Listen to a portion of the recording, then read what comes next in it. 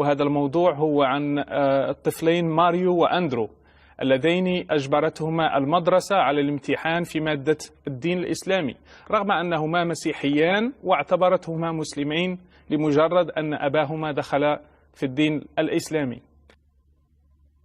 أندرو وماريو طفلين في أولى إعدادي في مدرسة الليسي، طفلين لأسرة مسيحية، دخلوا المدرسة لما جه السن القانوني أولى وثانية وثالثة لحد 6 ابتدائي، ودخلوا أولى إعدادي.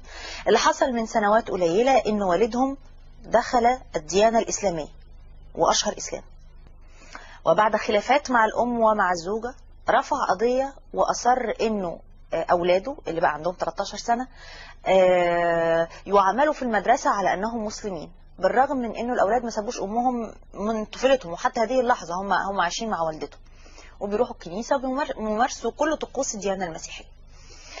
وبالتالي وبناء على موقف الأب القانوني المدرسة مضطرة تخلي الولاد بدل ما يمتحنوا ديانة مسيحية يمتحنوا ديانة إسلامية.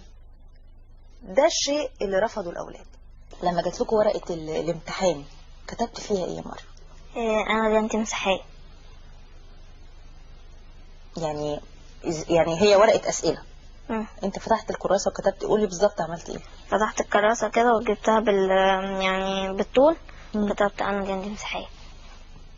وانت يا اندرو؟ كتبت انا مسيحي.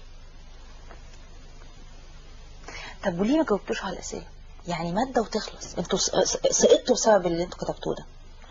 سقطتوا عشان الورقة ما فيهاش اجابات، يعني المصحح ما لقاش اجابات فاداكوا 0. جه الدور التاني عملتوا ايه؟ لا عملنا أسئلة، عملنا في كتبت أنا مسيحي. طب امال بتعملوا ايه في مناهج اللغة العربية اللي فيها نصوص وفيها قرآن وفيها أحاديث ماشي. في العربي مثلا ده مضطرين لأن دي مادة، لكن أنا أرفض الإسلام كديانة. يعني أنا موافق أوكي إن أنا أحله في العربي، لكن في الديانة أنا عايزة أمتحن ديانتي. وانت؟ ما اصل مفيش حد هيجبر التاني ان هو ياخد ديانة مش عايز.